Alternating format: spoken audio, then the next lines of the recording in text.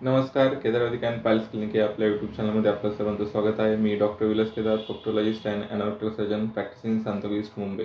तर आजचा आपला विषय आहे की फिशरची आयुर्वेदामध्ये काय उपचार सांगितले आहे किंवा त्याची काय ट्रीटमेंट सांगितलं आहे. फिशरमध्ये खरंच ऑपरेशन करणं गरजेचं आहे का? किंवा फिशरमध्ये एकदा ट्रीटमेंट केली तर तो तुम्हाला 100% ते रिलीफ असतंच का? हे जे काही तुमचे क्वेश्चन्स आहेत त्याबद्दल आपण चर्चा करणार आहोत.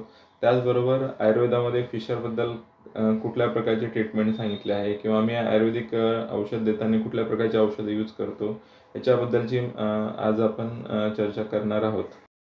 तर फिशर म्हणजे गुदमार्गामध्ये झालेली जखम. आता जी झालेली जखम आहे त्यालाच आयुर्वेदामध्ये व्रण असं बोलतात आणि व्रणाची ट्रीटमेंट आयुर्वेदामध्ये सुश्रुत संहिता चिकित्सा स्थान मध्ये खूप सुंदर प्रकारे सांगितले आहे. आता जी झालेली जखम आहे ती आपल्याला बरं करणं गरजेचं आहे आणि सुश्रुत संहितेमध्ये चिकित्सा स्थानाच्या पहिल्या अध्यायामध्ये व्रणाची चिकित्सा करताना त्यांनी 60 प्रकारचे उपक्रम सांगितले आहेत आणि त्याचा आपण यूज करून जे मध्ये झालेलं व्रण आहे त्याचा आपण वेगवेगळ्या उपक्रमांचा स्टेप बाय स्टेप यूज करून चांगल्या प्रकारे आणि ते पूर्ण भरण्यासाठी मदत होईल या प्रकारे आपण त्याचा उपयोग करू शकतो. फिशरचे उपचार करताना फिशरची ट्रीटमेंट ही 2 प्रकारे सांगितली. एक इन्व्हेजिव्ह ट्रीटमेंट, एक नॉन इन्व्हेजिव्ह. नॉन इन्व्हेजिव्हमध्ये आपण मोस्टली एकतर पहिले आयुर्वेदिक औषधं यूज करतो. त्याचबरोबर आयुर्वेदिक पंचकर्म चिकित्सा पण आपण फिशर ट्रीटमेंटमध्ये यूज करतो आणि इन्व्हेजिव्ह ट्रीटमेंटमध्ये पण आपण क्षारकर्म करतो. त्याचबरोबर अग्निकर्म करतो आणि काही जण क्षारसूत्र ट्रीटमेंट पण करतात. पण फिशरमध्ये मी स्वतः रिकमेंडेड करत नाही क्षारसूत्र ट्रीटमेंट. क्षारसूत्र ट्रीटमेंट ही फक्त फिस्टुलामध्येच वेल रिकमेंडेड आहे आणि त्याचे रिझल्ट पण फिस्टुला ट्रीटमेंटमध्ये खूप चांगल्या प्रकारे आहेत. तर फिशरची ट्रीटमेंट करताना आपण आयुर्वेदिक औषधं कुठल्या प्रकारचे यूज करतो? तर सगळ्यात पहिले आपण व्रणरोपण करणारे औषधं यूज करतो. व्रणरोपणमध्ये जे जखम आहे त्याला भरवणारे औषधं यूज करतो. त्याचबरोबर व्रणशोधन औषधं यूज करतो आपण फिशरमध्ये. त्याचबरोबर श्वेतहर औषधं म्हणजे जी आलेली फिशरच्या ठिकाणी जी आलेली सूज आहे ती कमी करण्यासाठी आपण श्वेतहर औषध यूज करतो. त्याचबरोबर व्रणलेखन करणारे पण औषधं आपण फिशरमध्ये यूज करतो.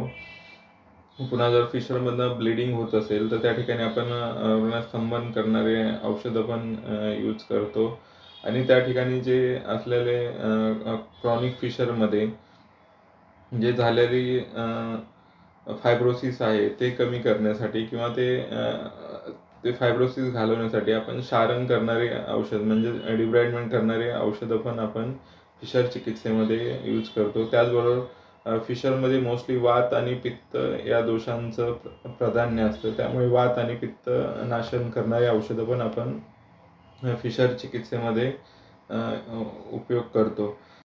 आपण औषधी चिकित्सेबरोबर बस्ती चिकित्सा पण फिशरमध्ये यूज करू शकतो. त्या बस्ती चिकित्सेमध्ये आपण अनुवासन बस्ती, घृत बस्ती, अनुवासन बस्ती म्हणजे तेल किंवा स्नेह बस्ती यांचा पण यूज करतो. त्यामध्ये जे औषधं यूज केले जातात ते पण आपण सेम जे मी सांगितले व्रणरोपण करणारे, व्रणशोधन करणारे श्वेतहर औषधं जेणेकरून जी झालेली जखम आहे ती भरणं खूप गरजेचं असतं.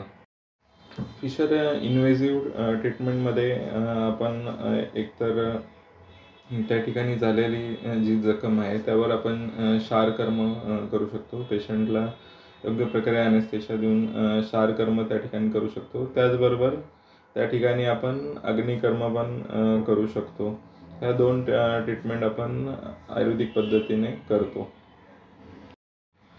फिशर ट्रीटमेंटमध्ये ऑपरेशन करण्यासाठी जायला हवेच का? किंवा कुठली पण इन्व्हेजिव्ह ट्रीटमेंट करण्यासाठी लगेच आपल्याला फिशर असताना ती ट्रीटमेंट घ्यायलाच पाहिजे का? तर याचं उत्तर आहे नाही. फिशरमध्ये कुठल्याही पेशंटने ऑपरेशन करू नये असं माझं स्वतःचं मत आहे. कारण फिशर म्हणजे एक झालेली जखम असते आणि फिशरमध्ये आपण ऑपरेशन करतो म्हणजे काय करतो, तर जी झालेली जखम आहे, जी क्रॉनिक जखम आहे, तिला आपण कट करतो आणि ती कट केलेली जखम परत आपण औषधं देऊन भरवतो. म्हणजे नवीन जखम तयार करतो आणि ती परत जखम भरवतो.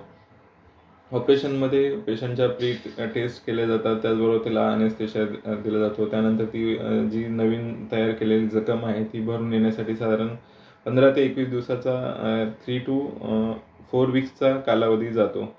तर हे सगळं केल्यानंतरही याची काही गॅरंटी नाही की तो पेशंट एकदा 20 दिवसामध्ये किंवा 1 महिन्यानंतर बरा झाला, तर त्या पेशंटला परत कॉन्स्टिपेशन झालं किंवा हार्ट स्टूल झालं, तर त्या पेशंटला परत